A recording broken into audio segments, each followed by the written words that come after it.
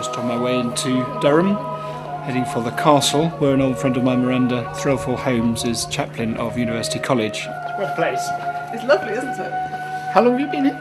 I've been here 4 years. I think she'll be an interesting person to talk to on my way to Walsingham, because she's quite an active campaigner for women's issues in the church, particularly to do with the current legislation going through for women bishops. I can't explain everything. Well, it's such a cool transition, isn't it?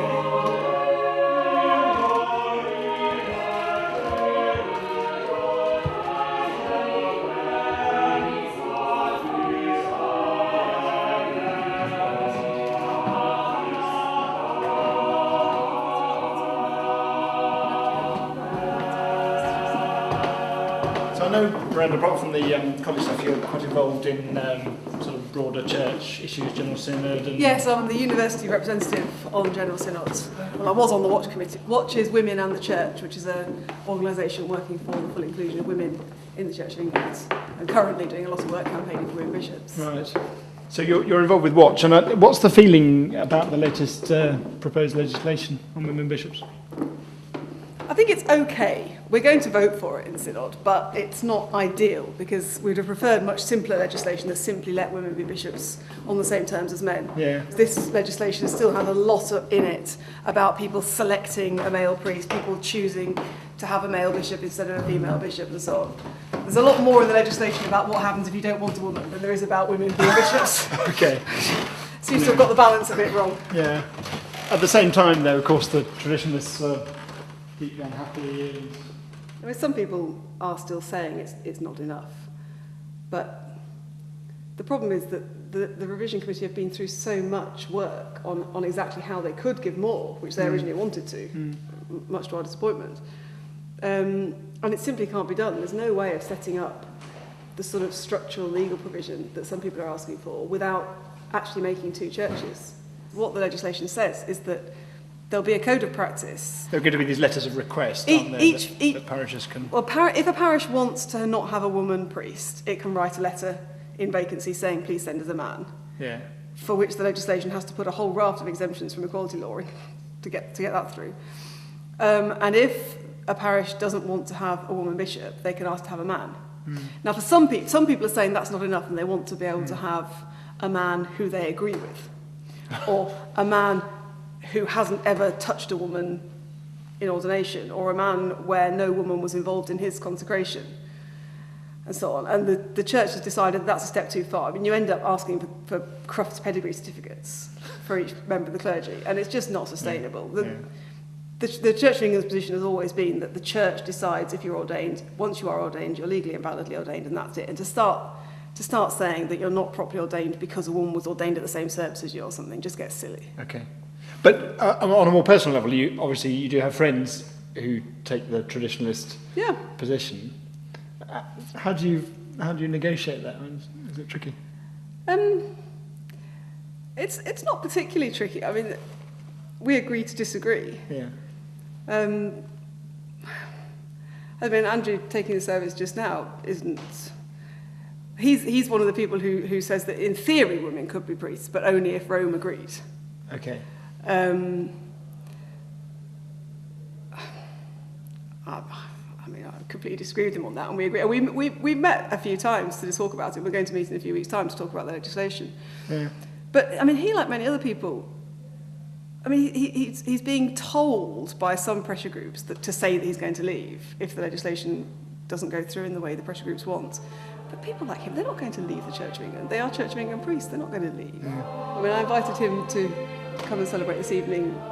He agreed, and he was quite happy for me to act as deacon. Yeah.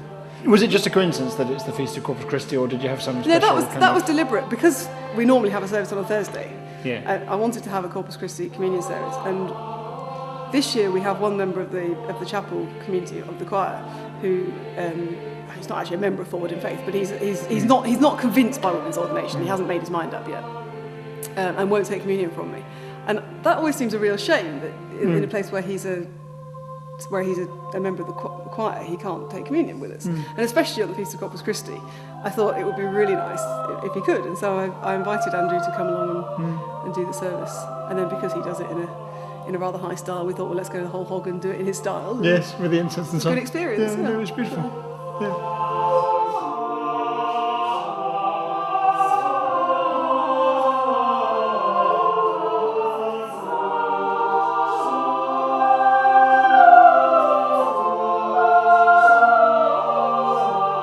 So, does the fact that you're going to Walsingham on this trip mean that you have a problem with women's ordination, Simon? No, not at all. I mean, where I'm working in Edinburgh, Old St Paul's, we've had women priests for a long time. I gather that...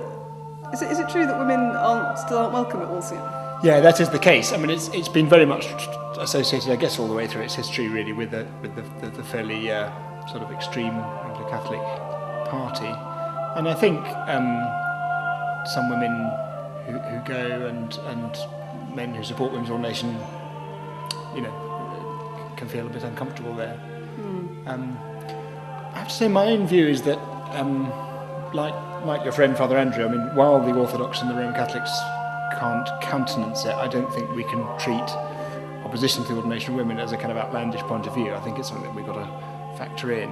And if I wasn't a pluralist, I wouldn't be an Anglican. I know how hard it is for everybody, but I hope we can hang together somehow. And I just hate the sort of politicisation of it, really, because I think Walsingham stands for so many brilliant things. It's the only really well-established, large-scale Anglican pilgrimage place in the UK. It was born out of the mystical experience of a woman. It stands for devotion to Our Lady and the Saints, which is a minority thing for Anglicans. It does make it a bit strange that they won't let women celebrate that, doesn't it? Yeah, it is ironic, but I think we live with tensions in every area of our lives, certainly as priests and ministers.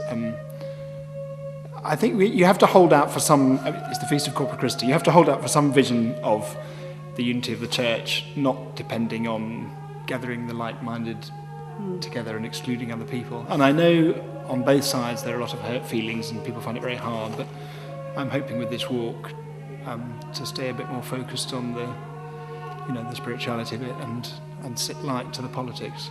Sounds a very sensible plan. Well, good luck with it. I hope it goes really well. Thanks.